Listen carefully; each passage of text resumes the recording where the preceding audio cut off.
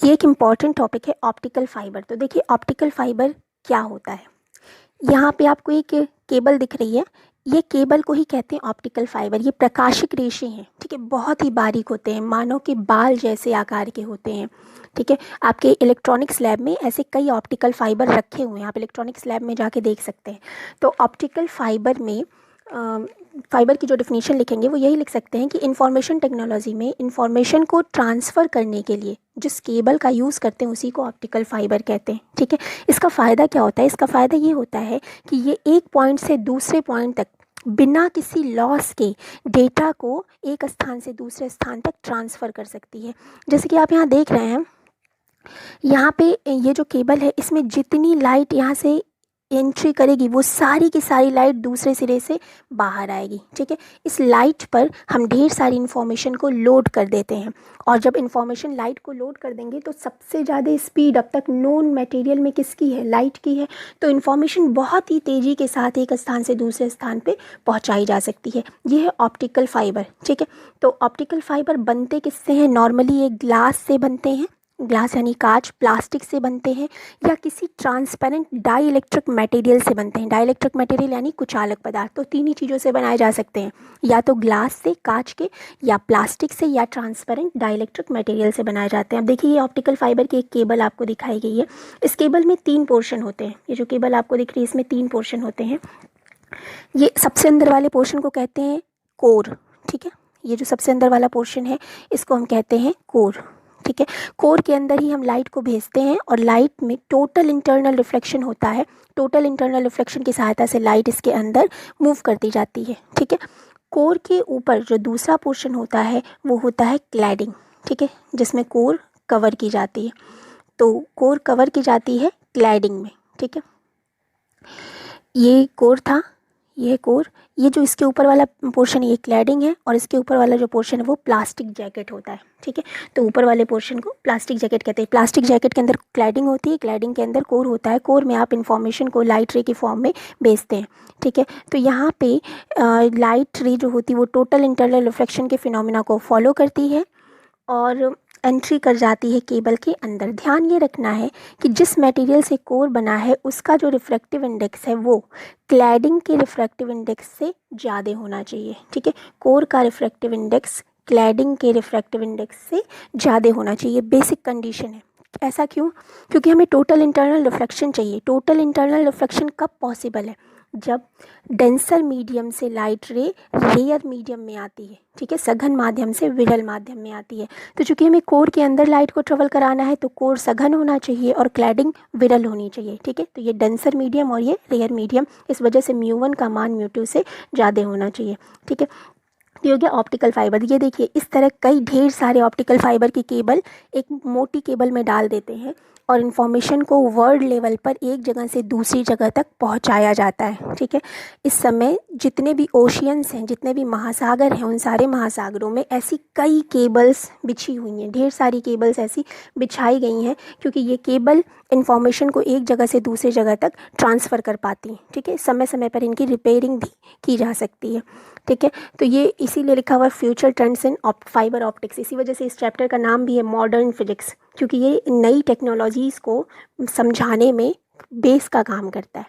अभी बताया कि ऑप्टिकल फाइबर किस पे काम करता है? ये काम करता है टोटल इंटरनल रिफ्लेक्शन पे। तो टोटल इंटरनल रिफ्लेक्शन आपको ऑलरेडी पता है, पूर्णांतरिक परावर्तन। इसमें क्या होता है?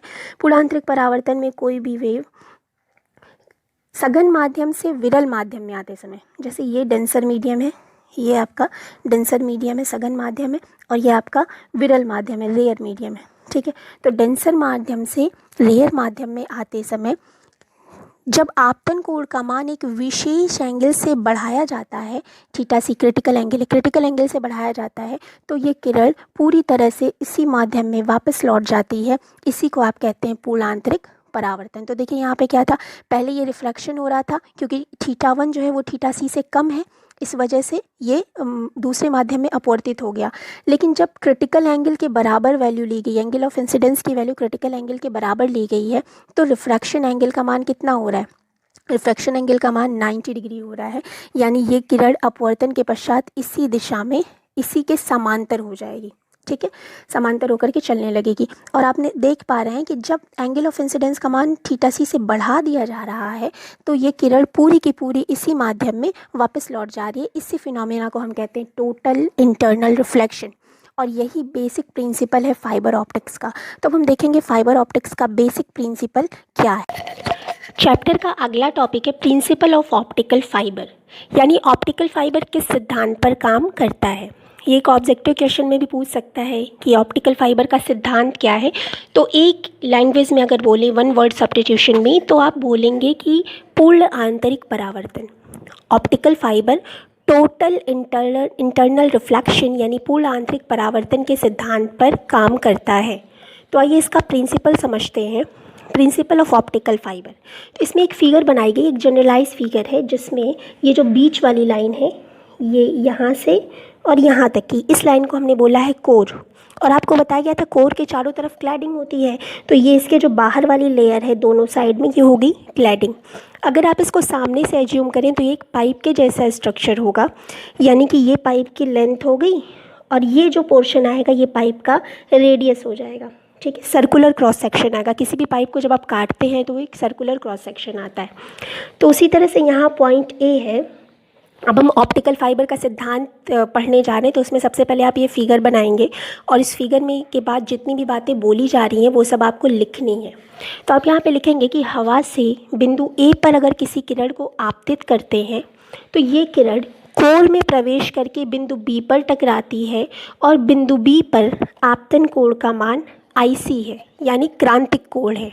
ठीक है, बिंदु बी से परावर्तन के पश्चात अगर ये कोण IC है तो अगर IC एंगल ऑफ इंसिडेंस हो, क्रिटिकल एंगल जो है एंगल ऑफ इंसिडेंस हो, तो जो रे होती है वो अपवर्तन के पश्चात क्या होती है, वो अपवर्तन के पश्चात 90 डिग्री पे निकलती है। यानी कि IC के लिए जो एंगल ऑफ रिफ्रैक्शन होगा ये हो जाएगा 90 डिग्री।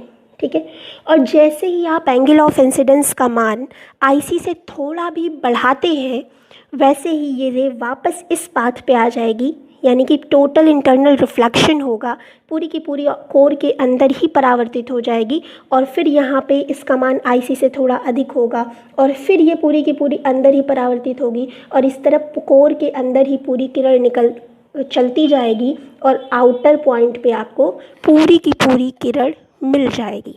इसका फ़ायदा क्या हुआ, इसका फ़ायदा हुआ कि जो रे यहाँ से एंट्री की वो रे कहीं भी इंफॉर्मेशन को लॉस नहीं की है, पूरी की पूरी किरण आपको बाहर मिली है। ठीक है, तो इतनी बातें आपको लिखनी होंगी। इसके बाद समझिए यहाँ पे क्या करना है। हम लोग डेरिवेशन एक छोटा सा करेंगे ऑप्टिकल फाइबर के सिद्धांत में। तो यहाँ पे मानेंगे माना हवा का रिफ्रैक्टिव इंडेक्स है μ0। ठीक है, कोर का रिफ्रैक्टिव इंडेक्स हम मान लेते हैं μ1, ये कोर का रिफ्रैक्टिव इंडेक्स है, और क्लैडिंग का रिफ्रैक्टिव इंडेक्स हमने माना है μ2। ठीक है, तो आप देख रहे हैं बिंदु ए पर, अब देखिए बिंदु ए जो था वो कैसा था, सर्कुलर क्रॉस सेक्शन था ना। तो सर्कुलर क्रॉस सेक्शन पे जो नॉर्मल होता है अभिलंब, वो सर्कुलर क्रॉस सेक्शन है तो यहाँ पे हॉरिजॉन्टल होगा, जो नॉर्मल लाइन होगी वो हॉरिजॉन्टल होगी, यानी एंगल ऑफ इंसिडेंस और एंगल ऑफ रिफ्रैक्शन दोनों को हॉरिजॉन्टल लाइन से कैलकुलेट करेंगे। एंगल ऑफ इंसिडेंस IA हो गया और एंगल ऑफ रिफ्रैक्शन यहाँ पे जो कोण बनेगा वो बन जाएगा। ठीक है, लेकिन जब हम पहुँचेंगे पॉइंट B पर, तो पॉइंट B पर ये एक पॉइंट है, ठीक है, जो कि कॉर्नर, कोर और क्लैडिंग के कॉर्नर पे बन रहा है। तो यहाँ पे जो नॉर्मल होगा अभिलंब वो वर्टिकल लाइन होगी। ठीक है, तो यहाँ पे जो एंगल ऑफ इंसिडेंस यानी IC और एंगल ऑफ रिफ्रैक्शन यानी ये जो 90 डिग्री है, ये दोनों आप नॉर्मल वाली लाइन से कैलकुलेट करेंगे। इतना समझ में आ गया। तो अब इस डेरिवेशन में करना कुछ नहीं है, आपको स्नेल का नियम लगाना है दोनों पॉइंट पे, पॉइंट A पर भी और पॉइंट B पर भी। स्नेल का नियम आपने सेकंड चैप्टर में पढ़ा था, sin I by sin R is equal to μ2 by μ1। तो चलिए ये पहले पॉइंट B पर स्नेल का नियम लगाते हैं। तो आप लिखेंगे at point B using Snell's law, Snell का नियम यूज़ कीजिए। तो अगर आप स्नेल का नियम यूज़ करेंगे तो angle of incidence sin I by sin R यही तो होता है। तो ज़रा देखिए पॉइंट B पर एंगल ऑफ इंसिडेंस कितना है, IC है ना, क्रिटिकल एंगल। तो sin IC upon sin R, अगर IC क्रांतिक कोण पर किरण आपतित हो रही है तो आर का मान कितना हो जाएगा 90 डिग्री, यानी कि साइन आर की वैल्यू यहाँ पे क्या होगी साइन 90। तो साइन आर की जगह आप लिख सकते हैं sine 90 degree. Okay, is equal to क्या होता है mu two by mu one. तो ज़रा यहाँ देखिए म्यू टू, तो देखिए सेकेंड मीडियम क्या है क्लैडिंग है और फर्स्ट मीडियम क्या है कोर है, यानी म्यू टू क्लैडिंग का मान हो गया और कोर का रिफ्रैक्टिव इंडेक्स क्या हुआ म्यू वन। तो क्लैडिंग का रिफ्रैक्टिव इंडेक्स अपॉन कोर का रिफ्रैक्टिव इंडेक्स, तो आपको मिल गया sine I C upon sine 90 is equal to mu two by mu one. अब साइन 90 का मान आप जानते हैं 1 होता है, तो आप यहाँ लिख सकते हैं sine I C is equal to mu two by mu one, क्योंकि हमने साइन 90 को क्या कर दिया 1 कर दिया। आपको ज़रूरत पड़ेगी साइन स्क्वायर आई सी की, तो यहीं पे इस समीकरण का स्क्वायर कर लेते हैं।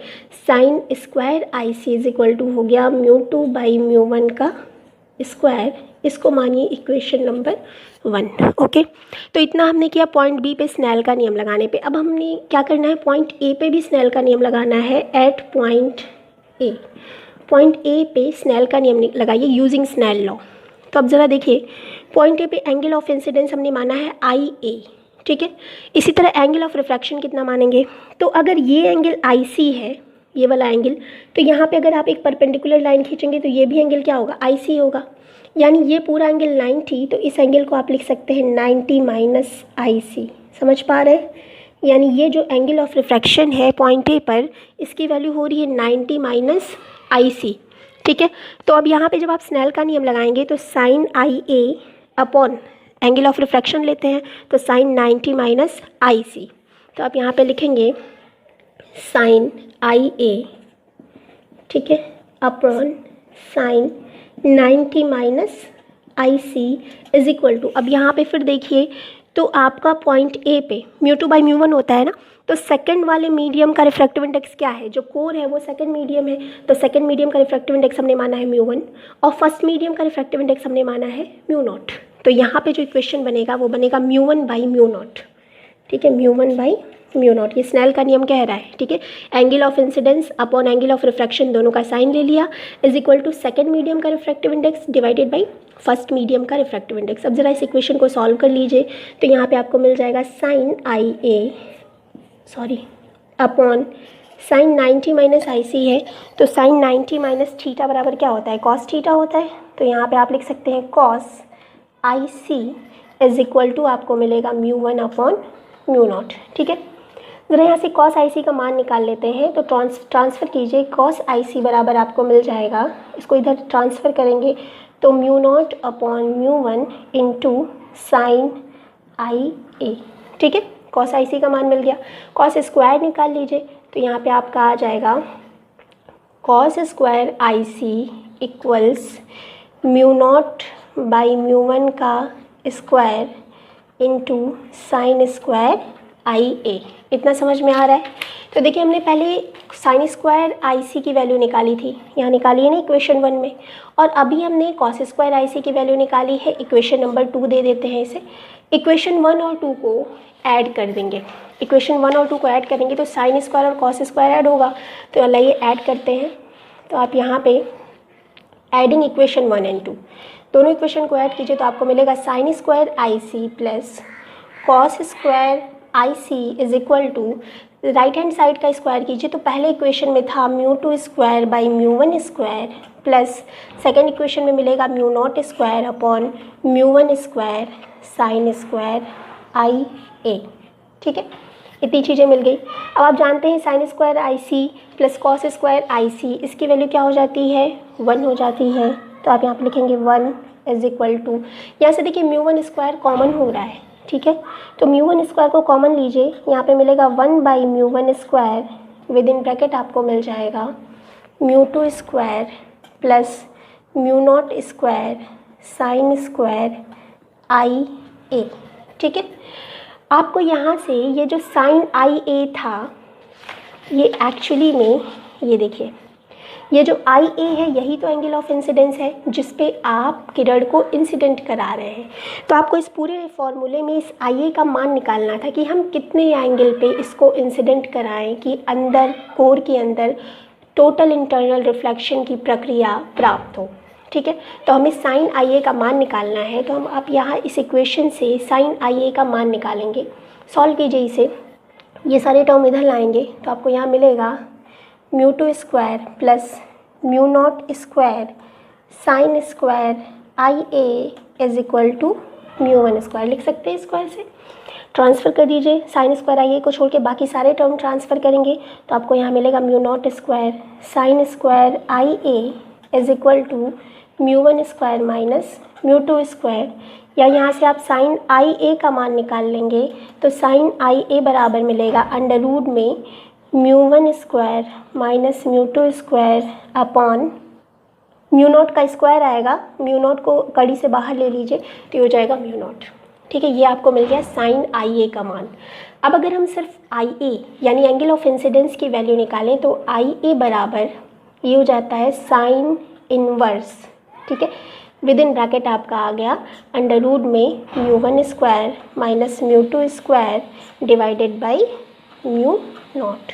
ठीक है, ये आपका मिल गया आई ए का मान। अब यहाँ ध्यान देने की बात ये है कि ये जो आई ए था, फिगर में वापस से देखेंगे, ये जो आई ए था ये हवा में एंगल ऑफ इंसिडेंस का मान था।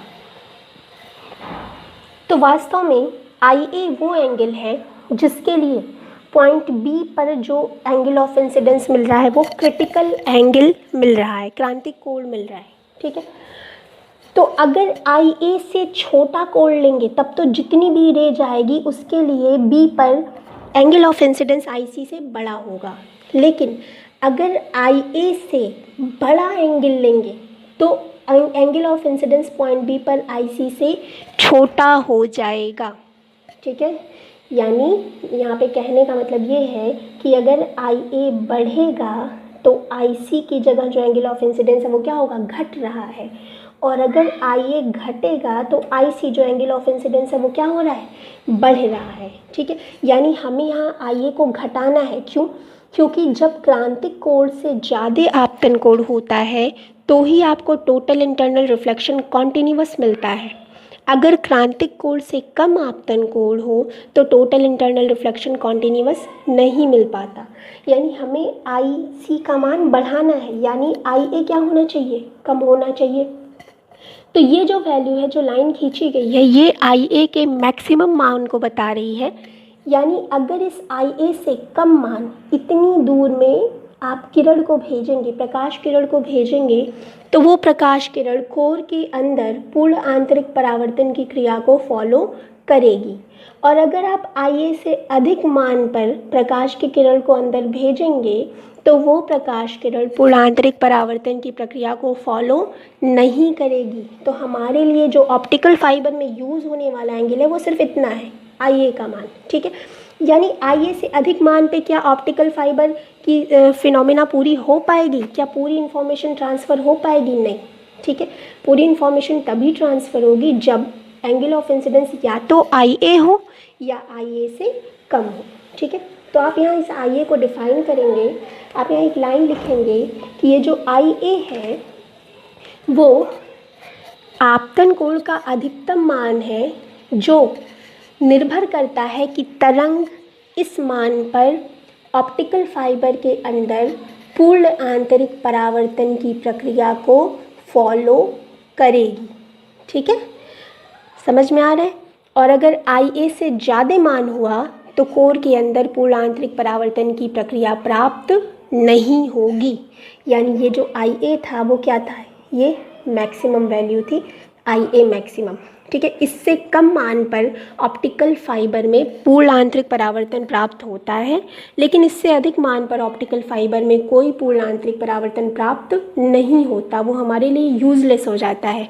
तो हमें आई ए से कम वैल्यू चाहिए, अधिक नहीं।